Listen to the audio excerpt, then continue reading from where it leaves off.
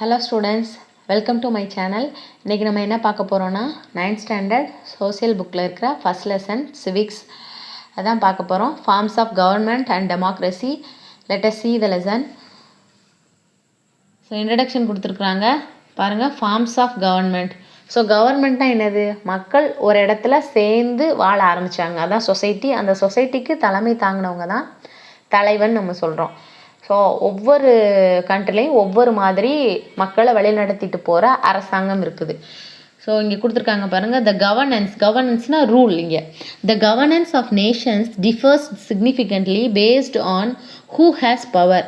There are different forms of government: aristocracy, monarchy, autocracy, oligarchy, theocracy, democracy and republic. So ஒன்று நம்ம explanation கொடுக்குறேன், பார்த்துட்டே வாங்க. Aristocracy, a form of government in which power is in the hands of the small privileged ruling class, so nobles. So அந்த காலத்தில் யூரோப்பில் எப்படி இருந்துச்சுன்னா, யூரோப்பியன் சொசைட்டியை 3 டிவைட் பண்ணி வச்சுருந்தாங்க. ஸோ ஃபஸ்ட்டு இருக்கிறது கிங்கு, அதுக்கு அடுத்து இருக்கிறவங்க நோபல்ஸ் அண்ட் நைட்ஸ், அதுக்கப்புறம் தேர்ட் கிளாஸில் இருக்கிறவங்க தான் பெசன்ட்ஸ் அண்ட் நார்மல் பீப்புள்ஸ். ஸோ இங்கே என்ன சொல்ல வராங்கன்னா, ஒரு குறிப்பிட்ட குரூப் மட்டும் அந்த கண்ட்ரியவே ஆட்சி பண்ணாங்கன்னா அதுதான் என்னதுன்னா அரிஸ்டோக்ரஸி.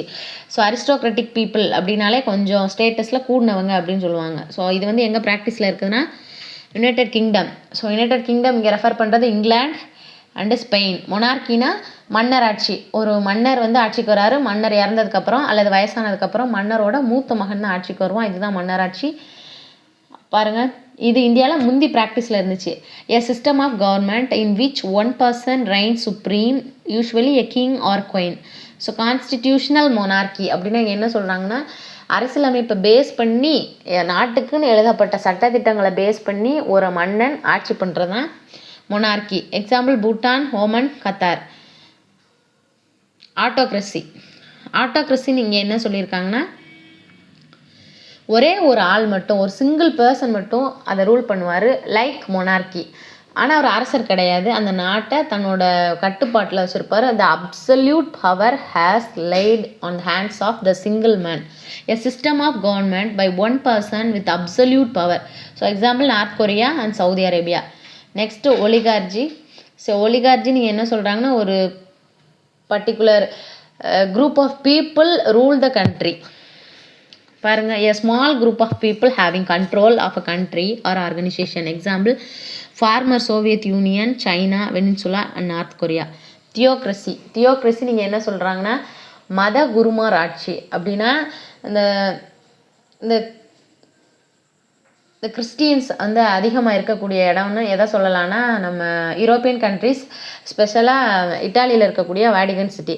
ஸோ வாடிகன் சிட்டியில் வந்து ஃபுல்லுமே கிறிஸ்டியன்ஸ் தான். ஆல் வேர்ல்டில் இருக்கக்கூடிய எல்லா கிறிஸ்டின்ஸோட எல்லா கிறிஸ்டின்ஸோட ஹெட்டான போப் வந்து அங்கே தான் இருப்பார்.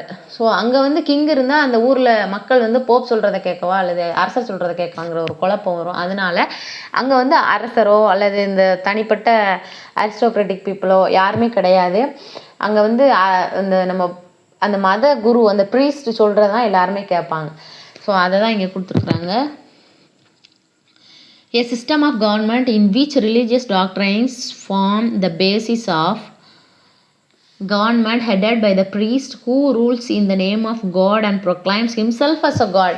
ஸோ நான் தான் கடவுளோட தூதுவனா நான் வந்திருக்கேன் அப்படிங்கிற மாதிரி மக்களை வழி நடத்தி கொண்டுட்டு போவாங்க. Example Vatican. So Vatican is in Italy, Rome. Next democracy. So டெமோக்ரஸின்னு இங்கே சொல்கிறது டெமோ அப்படின்னா பீப்புள், கிரஸினா ரூல் அப்படின்னு சொல்லுவாங்க. இந்த பக்கத்தில் கூட கொடுத்துருக்காங்க. டூ யூ நோ பாக்ஸ் பாருங்கள். இந்த டேர்ம்னா இங்கே வேர்டுன்னு சொல்கிறாங்க. Democracy is derived from 2 Greek words, demos meaning people and kratia meaning power. பவர்னா இங்கே ரூலை சொல்கிறாங்க. Thus the literally democracy means the power of the people, இல்லைன்னா the rule by the people or the rule of people. So டெமோக்ரஸிங்கிறது இங்கே மக்களால் மக்களுக்காக மக்களை நடத்தும் ஆட்சி. இப்படி சொன்னது தான் யாருன்னா நம்மளோட பழைய முன்னாள் அமெரிக்க ஜனாதிபதி ஆப்ரஹாம் லிங்கன்.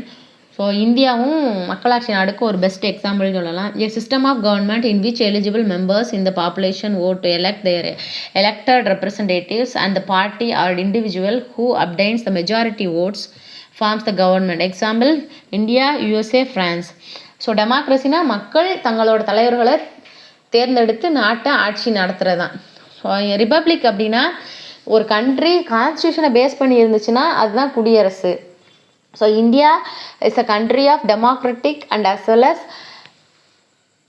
ரிப்பப்ளிக். ஸோ இந்தியாவில் கான்ஸ்டியூஷனும் இருக்குது, மக்கள் தங்களோட ரெப்ரசன்டேட்டிவ்ஸை ஓட் மூலியமாகவும் சூஸ் பண்ணுறாங்க. A state in which supreme power is held by the people and their elected representatives and which has an elected or nominated president rather than a monarch. monarchனா இங்கே ஒரு அரசர் அரசியை தவிர்த்துட்டு மக்களால் தேர்ந்தெடுக்கப்பட்ட ஒரு பிரசிடென்ட் இருப்பார். And also that particular government has a constitution, அதையும் சொல்லியிருக்காங்க. So example India and Australia. The term republic was first coined in 500 BCE in Rome. It was derived from res publica, a Latin word meaning public matter. So public matter அப்படின்னா இங்கே என்ன சொல்கிறாங்கன்னா ஒரு பொது விவகாரம் அல்லது ஒரு பொதுவான இஷ்யூவில் இன்வால்வ் ஆகிறது தான் ரிப்பப்ளிக் அப்படிங்கிற மாதிரி சொல்லியிருக்காங்க. So it is a Latin word. What is democracy?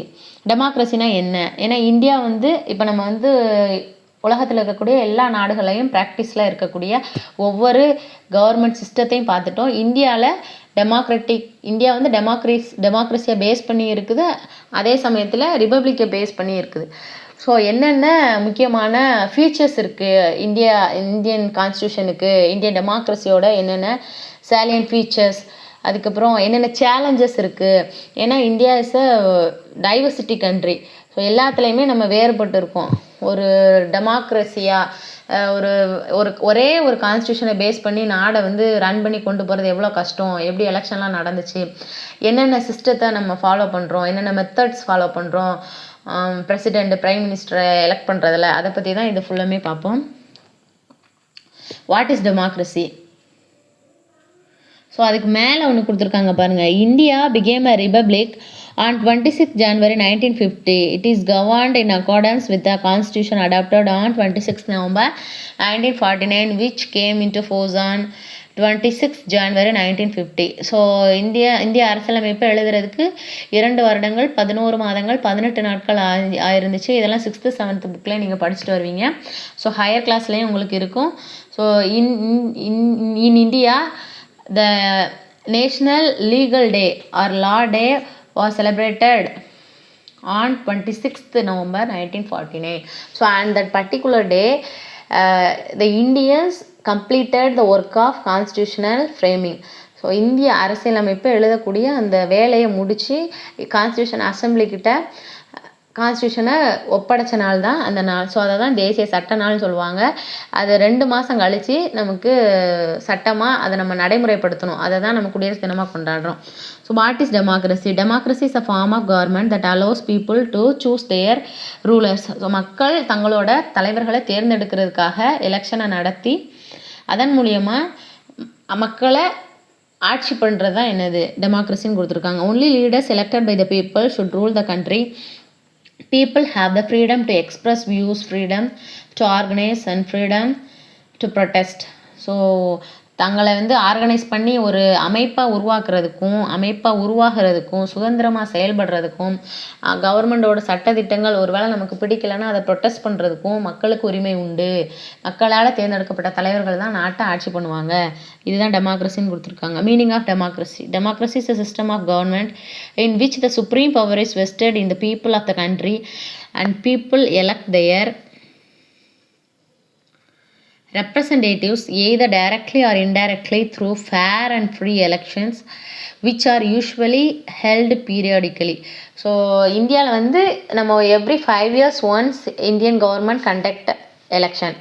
So ஒரு குறிப்பிட்ட இடைவெளியில் தொடர்ந்து இந்தியாவோட தலைவர்களை தேர்ந்தெடுக்கக்கூடிய உரிமையை இந்திய மக்கள் பெற்றிருக்காங்க. இந்திய அரசியலமைப்பு தான் இந்திய மக்களுக்கு அந்த உரிமையை கொடுக்குது. அதான் இங்கே கொடுத்துருக்காங்க. மக்களால் நேரடியாகவோ அல்லது மறைமுகமாகவோ தங்களுடைய தலைவர்களை தேர்ந்தெடுக்கும் உரிமை அல்லது தேர்ந்தெடுக்கும் முறையை தான் மக்களாட்சி முறைன்னு சொல்கிறோம். டெஃபினிஷன் பாருங்கள். According to Mahatma Gandhi, True democracy cannot be worked by 20 men sitting at a center. It has to be worked from below by the people of every village. So வெறும் 20 பேர் மட்டும் உட்காந்து ஒரு இடத்துல கூட்டம் போடுறது ஒரு கவர்மெண்ட் கிடையாது. ஒரு முழுமையான அரசாங்கம், மக்களாட்சிங்கிறது சாதாரண கடைநிலையில் உள்ள ஒரு கிராமத்தில் இருக்கிற மனுஷன்ட்ட இருந்து உருவாகணும் அப்படிங்கிற மாதிரி சொல்லியிருக்காங்க. salient features of democracy: elected representatives of people and final decision making power to the representatives, free and fair election. So நம்ம வந்து ஒரு சுதந்திரமான அப்புறம் வந்து ஒரு நேர்மையான எலெக்ஷன் நடத்தி தான் மக்களோட தலைவர்களை தேர்ந்தெடுக்கிறாங்க. அப்புறம் இங்கே என்ன சொல்லியிருக்கிறாங்கன்னா, மக்களால் தேர்ந்தெடுக்கப்பட்ட தலைவர்கள் தான் இறுதி முடிவை அதாவது ஒரு சட்டம் ஏற்றுறாங்கன்னா அதில் ஃபைனல் டெசிஷன் மேக்கிங் பவர் யார்கிட்ட இருக்குன்னா மக்களால் தேர்ந்தெடுக்கப்பட்ட அந்த தலைவர்கள்கிட்ட தான் இருக்குது. ஆப்ரஹாம் லிங்கனோட ஒரு கோட்ஸ் கொடுத்துருக்காங்க. Abraham Lincoln, one of the president of USA, defines democracy as a government of the people, by the people, for the people. So ஏற்கனவே நான் ஃபஸ்ட்லேயே சொல்லியிருந்தேன், மக்களால் மக்களுக்காக மக்களை நடத்தும் ஆட்சி மக்களாட்சி அப்படின்னு சொன்னவர் தான் ஆப்ரஹாம் லிங்கன். அமெரிக்காவின் முன்னாள் குடியரசுத் தலைவர். ஸோ ஒரு செருப்பு தைப்பவரோட மகனாக இருந்து வாழ்க்கையில் உயர்ந்து அவ்வளோ பெரிய அமெரிக்காக்கே குடியரசுத் தலைவராக இருந்தவர். ஸோ அவரோட டெஃபினிஷன் கொடுத்துருக்காங்க. Voting right is with equal value to those who have attained the age of 18. So 18 வயது ஆன எல்லாருக்குமே தங்களோட தலைவர்களை தேர்ந்தெடுக்கக்கூடிய உரிமையை இந்தியாவில் கொடுக்குறாங்க. அதை தான் ரைட் டு ஓட், வாக்குரிமைன்னு சொல்கிறோம். Fundamental rights and protection of individual freedom. ஒவ்வொரு தனி மனிதனோட சுதந்திரத்தையும் பாதுகாக்க முடியுது. ஒவ்வொரு தனி மனிதனுக்கும் அடிப்படை உரிமைகளை கொடுக்குறாங்க. Evolution of democracy. So democracy பழைய காலத்துலேருந்து, எவல்யூஷன் அப்படின்னா பரிணாமம். ஸோ பழைய காலத்துலேருந்து இப்போ வரைய எவ்வளோ டைம் எடுத்திருக்கு, அல்லது அதோட எவல்யூஷன் எப்படி இருந்திருக்கு அதுதான் கொடுத்துருக்காங்க. Democracy began 2500 years ago in some of the city states of ancient Greece. It is important to know that democratic institution existed in India as early as the Vedic period. So வேத காலம் சிந்து சமவெளி நாகரிகத்துக்கு அப்புறம் இங்கே வரலாறு எடுத்துக்கிட்டோன்னா முன்வேத காலம் பின்வேத காலம் இருந்துச்சு. ஸோ அந்த வேத காலங்களில் டெமோக்ரஸி ப்ராக்டிஸில் இருந்துச்சுன்னு கொடுத்துருக்காங்க. சாணக்கியா அர்த்தசாஸ்திரா. ஸோ சாணக்கியர், கௌடில்யர்கள் அல்லது விஷ்ணுகுப்தர் அப்படின்னு அழைக்கப்பட்டவர் தான் இந்த சாணக்கியர். அவர் எழுதின புக்கு தான் அர்த்தசாஸ்திரம். அதில் வந்து ஒரு மன்னன் எப்படி நாட்டை ஆட்சி பண்ணணும் எல்லா விதமான கருத்துக்களுமே கொடுத்துருப்பாங்க. அதான் இந்த அர்த்தசாஸ்திரத்தில் டெமோக்ரஸியை பற்றின கருத்துக்கள் இருக்குன்னு சொல்கிறாங்க. டெல்ஸ் as that in ancient India an autonomous village community was the basic unit of the local government. During the later Chola period, ancient Tamil Nadu Kudavolai system was a very notable and unique feature of the village administration of the Cholas. The evolution towards the democracy is represented by the following values. So இங்கே என்ன சொல்லியிருக்காங்கன்னா, பழைய காலத்தில் வேதிக் பீரியடில் சாணக்கிய எழுதின அர்த்தசாஸ்திரத்தில் ஒரு சுதந்திரமான கிராமம் தான் ஒரு மிகப்பெரிய நாட்டே உருவாக்குது. ஸோ ஒரு லோக்கல் செல்ஃப் கவர்மெண்ட்டுன்னு சொல்லுவோம். ஸோ லோக்கல் கவர்மெண்ட்டிட்ட நம்ம எவ்வளோக்கு ஃப்ரீடமாக இருக்கிறோமோ அதை பொறுத்து தான் அந்த நாடோட ஃபவுண்டேஷன் மாதிரின்னு வச்சுக்கலாமே, அப்படி இருக்குன்னு சொல்லியிருக்கார். ஸோ அதுக்கப்புறம் நம்ம தமிழகத்தை ஆண்டவர்கள் தெரியும், சேர சோழ பாண்டியர். அந்த சோழர்களோட கல்வெட்டான உத்திரமேரூரில் இருக்கக்கூடிய ஒரு கல்வெட்டில் தான் குடவோலை முறையை பற்றி கொடுத்துருக்காங்க. குடவோலை முறைனா என்னது? ஒரு கிராமத்துக்கு தலைவரை தேர்ந்தெடுக்கிற முறை. அதில் என்ன பண்ணுவாங்க, யார் தலைவராக தேர்ந்தெடுக்கிறாங்களோ அவங்களோட பேரை நம்ம ஒரு ஓலைச்சுவடியில் எழுதி பானையில் போடுவோம். அதில் ஒரு பிள்ளையை வர விட்டு அதில் ஒரு சீட்டை மட்டும் எடுக்க சொல்லுவாங்க. அந்த சீட்டை எடுக்கும்போது யாரோட பேர் வருதோ அவங்க தான் அந்த கிராம நிர்வாக தலைவராக தேர்ந்தெடுக்கப்படுவார். இதுதான் ஒரு சிஸ்டம். அப்போ மக்கள்கிட்டே விட்டுறாங்க, ஒருத்தர் நல்லா இருக்காரு அவரோட பையன்தான் அடுத்த ஆட்சிக்கு வரணும் அப்படியெல்லாம் இல்லை. அது மன்னராட்சி. இங்கே வந்து ஃப்ரீயாக இருந்தாங்க, ஃப்ரீடமோடு இருந்தாங்க, அதை தான் சொல்கிறாங்க. ஸோ ஒரு டெமோக்ரஸியில் இருக்கக்கூடிய முக்கியமான தூண்கள்னு சொல்லலாம். ஃப்ரீடம், சுதந்திரம், ஈக்குவாலிட்டி, சமத்துவம், ஃப்ரெட்டர்னிட்டி அப்படின்னா சகோதரத்துவம், பிரதர்ஹுட்னஸ்ன்னு சொல்லுவோம். அக்கௌண்டபிலிட்டி, பொறுப்போடு இருக்கிறது. இவங்க வந்து இந்த இதுக்கு பொறுப்புடையவங்க, நம்ம இந்த ஒரு பதவியில் இருக்கிறோம், நம்மளோட வேலையை ஒழுங்காக செய்யணும் அப்படிங்கிற மாதிரி பொறுப்பை சொல்கிறது தான் அக்கௌண்டபிலிட்டி. டிரான்ஸ்பரன்சினா நம்ம என்ன செய்கிறோமோ அதை வெளிப்படைத்தன்மை அப்படின்னு சொல்கிறது. ட்ரஸ்ட்னா நம்பிக்கை. அது பாருங்கள், types of democracy. There are 2 types of democracies, direct democracy, indirect democracy. So indirect டெமோக்ரஸினா நம்மளோட ரெப்ரசன்டேட்டிவ் நாட்டை ஆட்சி பண்ணுவாங்க. Direct democracy when the people themselves directly express their will on public affairs, the type of government is called pure and democracy, direct democracy. Example, ancient Greek cities and Switzerland. So Switzerland is an example for the direct democratic country in the world. அப்புறம் indirect democracy, அதுக்கு நம்ம இந்தியாவே எக்ஸாம்பிளாக சொல்லலாம். when the people express their will on public affairs through their elected representatives, the type of government is called indirect or representative democracy. So மக்கள் வந்து அவங்களோட கருத்துக்களையும் தேவைகளையும் தங்களோட தலைவர்கள் மூலியமாக அல்லது தங்களால் தேர்ந்தெடுக்கப்பட்ட பிரதிநிதிகள் மூலியமாக சொன்னாங்கன்னா அது வந்து representative democracy. Forms of democracy கொடுத்துருக்காங்க. Parliamentary form of government, presidential form of government. So பார்லிமெண்ட்னா இங்கே வந்து மக்களால் தேர்ந்தெடுக்கப்பட்ட எல்லா ரெப்ரசன்டேட்டிவ்ஸும் இருப்பாங்க. அவங்களுக்குள்ளேயே வாக்குவாதம் நடக்கும். இது வேணுமா, இந்த சட்டம் வேணுமா வேணாமான்னு. அதுக்கப்புறம் அதுலேருந்து ஒரு டெசிஷன் மேக் பண்ணுவாங்க. இங்கே பாருங்கள், presidential form of government. So president தான் எல்லாத்துக்குமே ஹெட்டாக இருப்பார். ஸோ பார்லிமெண்ட்ரி ஃபார்ம் ஆஃப் கவர்மெண்ட்டில் பிரைம் மினிஸ்டர் தான் எல்லாத்துக்கும் ஹெட்டாக இருப்பார். எக்ஸாம்பிள் இந்தியாவையும் இங்கிலாண்டையும் கொடுத்துருக்காங்க. இங்கே எக்ஸாம்பிள் வந்து யுஎஸ்ஏ, ஃப்ரான்ஸ். ஸோ எலக்டோரேட் ரெண்டுலேயுமே இருக்குது, லெஜிஸ்லேச்சர் இருக்குது, எக்ஸிக்யூட்டிவும் இருக்குது. ஸோ ஈக்குவல் பவர் அங்கே கொடுத்துருக்காங்க. இங்கே லெஜிஸ்லேச்சர் கீழே தான் எக்ஸிக்யூட்டிவ்ஸ் இருக்காங்க. Merits and demerits of democracy. மெரிட்ஸ்னால் மக்களாட்சியோட நன்மைகள் என்னன்னு கொடுத்துருக்காங்க. Responsible and accountable government. So பொறுப்போடு இருக்கிறாங்க. ஏன்னா மக்களால் தேர்ந்தெடுக்கப்பட்ட ஒவ்வொரு தலைவருமே நம்ம அடுத்த தடவை மக்களால் திரும்பி தேர்ந்தெடுக்கப்படணும், அல்லது நம்மளுக்கு இவ்வளோ பெரிய பொறுப்பையும் பதவியையும் மக்கள் கொடுத்துருக்காங்க, நம்ம இந்த இடத்த துஷ்பிரயோகம் பண்ணக்கூடாது அப்படிங்கிறதுக்காக அவங்க வந்து ஒழுங்காக வேலை செய்கிறாங்க. இப்போ வந்து நம்ம மன்னராட்சின்னு எடுத்துக்கிட்டோன்னா மன்னரோட பையன் அடுத்த வாரிசு மன்னர் ஆகிறான்னா அவருக்கு திறமை இருக்குதோ இல்லையோ நாட்டை ஆட்சி பண்ணி தான் ஆகணும்.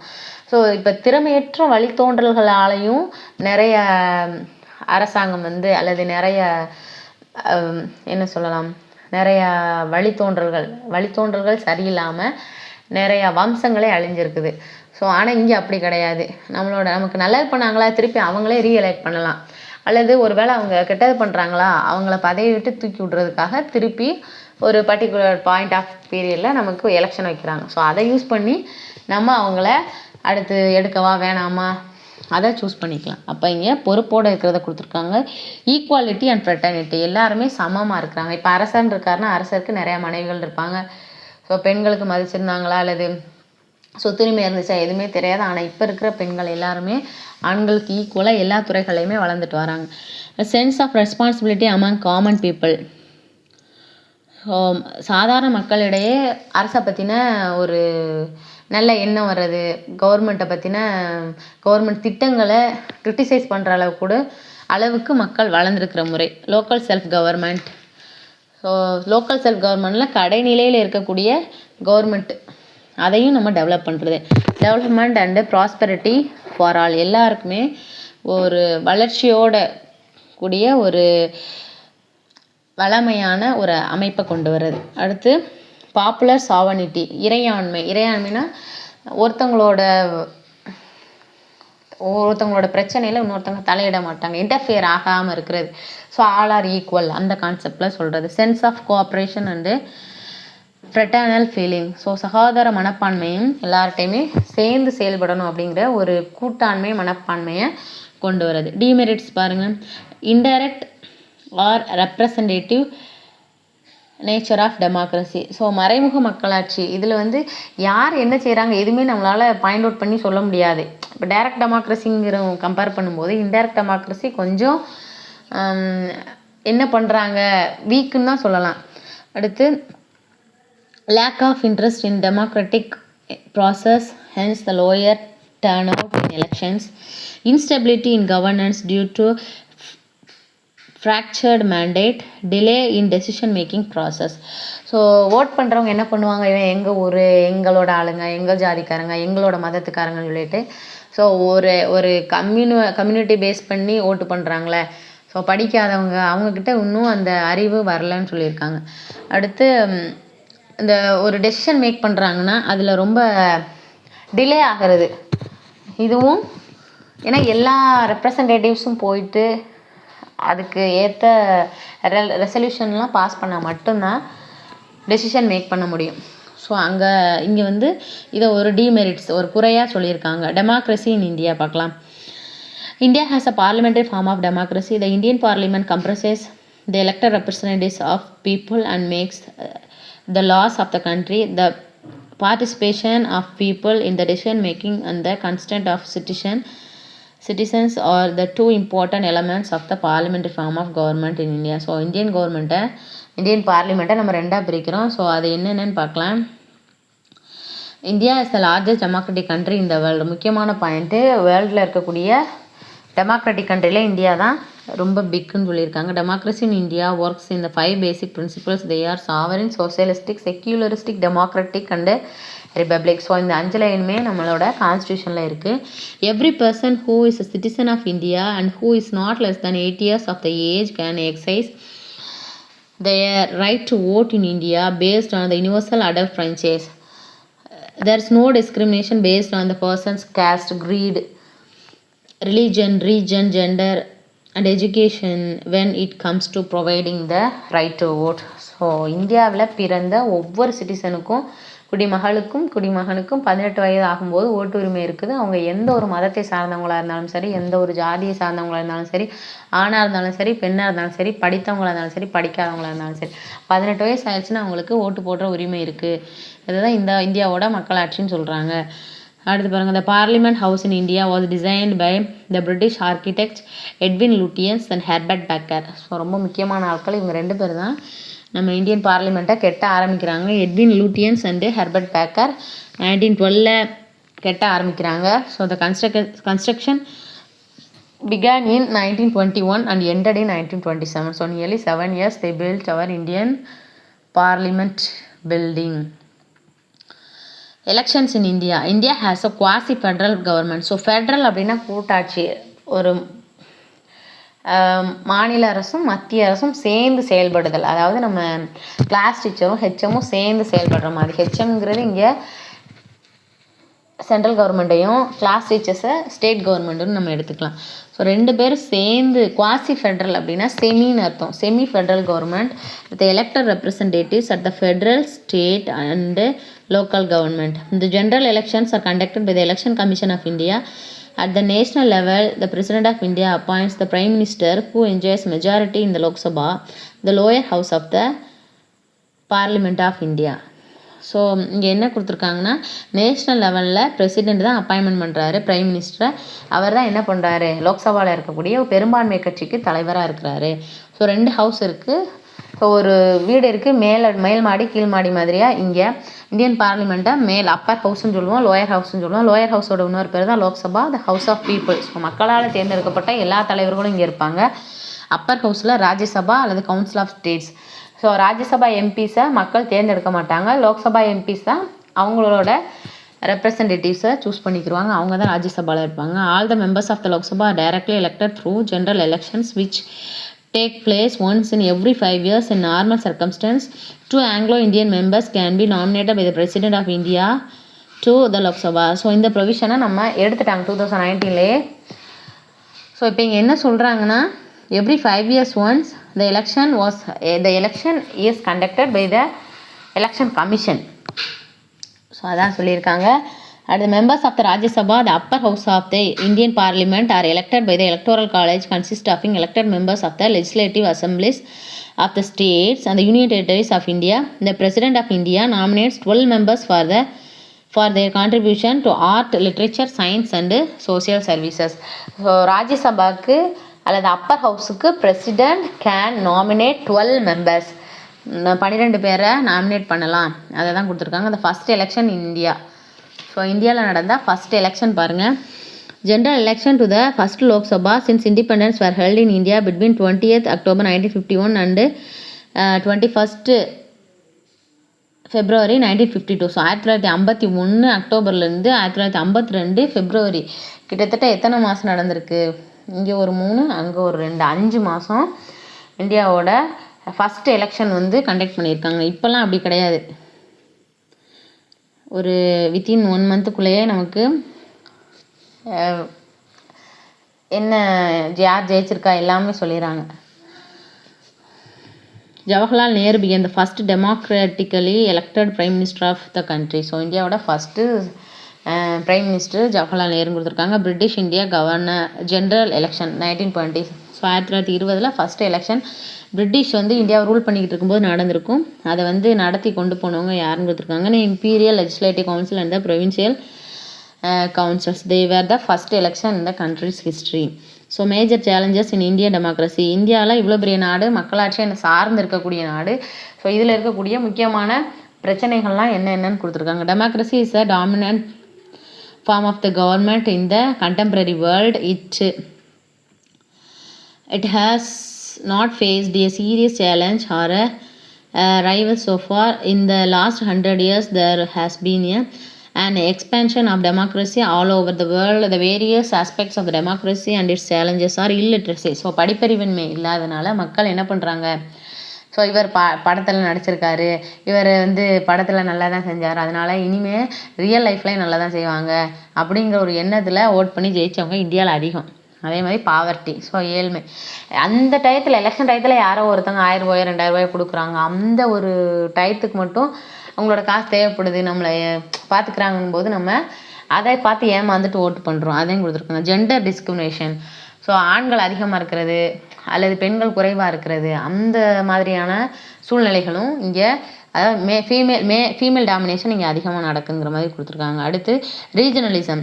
ஸோ ரீஜனலிசம்னாலுமே இதுதான், நம்ம அந்த ஒரு குறிப்பிட்ட ஏரியாவுக்கு மட்டும், இப்போ நார்த் இந்தியா, சவுத் இந்தியா மொழியாலேயோ மதத்தாலேயோ ஏதோ ஒரு காரணத்தினால நம்ம ஒரு இடத்துல இப்படி அடிமையாக இருக்கிறது, அல்லது அவங்க என்ன சொன்னாலும் நல்லா தான் இருக்கும், அவங்க என்ன சொன்னாலும் நல்லதுக்காக தான் இருக்கும் அப்படின்னு அவங்கள ஏற்றுட்டு போகிறது. அடுத்து casteism, communalism, religious fundamentalism. So ஒவ்வொரு கேஸ்ட்டை சார்ந்து அல்லது ஒவ்வொரு ரிலீஜனை கம்யூனிட்டியை சார்ந்து மதத்தை சார்ந்து இவங்க வந்து எங்கள் மதத்துக்காரங்க இவங்களுக்கு தான் ஓட் பண்ணும் அப்படிங்கிற கான்செப்டில் போகிறது எல்லாமே டெமோக்ரஸியில் இருக்குது. கரப்ஷன், ஊழல். ஸோ யார் 5000 ரூபா கொடுக்குறாங்க, யார் மிக்சி கொடுக்குறாங்க, யார் கிரைண்டர் கொடுக்குறாங்க, யார் நல்ல காசு செலவழிக்கிறாங்க அவங்களுக்கு ஓட் பண்ணுறது. ஸோ அந்த மென்டாலிட்டி வந்துருச்சு. Criminalisation of politics. ஸோ அரசியல் ஒரு குற்றமயமாகவே மாறிடுச்சு இங்கே. ஏன்னா ஜெயிலுக்கு போகாத எந்த ஒரு அரசியல் தலைவருமே இல்லை. பொலிட்டிக்கல் வயலன்ஸ், ஸோ வன்முறையாக மாறுறது, எங்கள் கட்சிக்கு நீங்கள் ஓட்டு போடுறீங்களா இல்லையா அப்படிங்கிற மாதிரி ஒரு வயலன்ஸை கையில் எடுக்கக்கூடிய எல்லா பிரச்சனைகளுமே இந்தியாவில் இருக்குன்னு கொடுத்துருக்காங்க.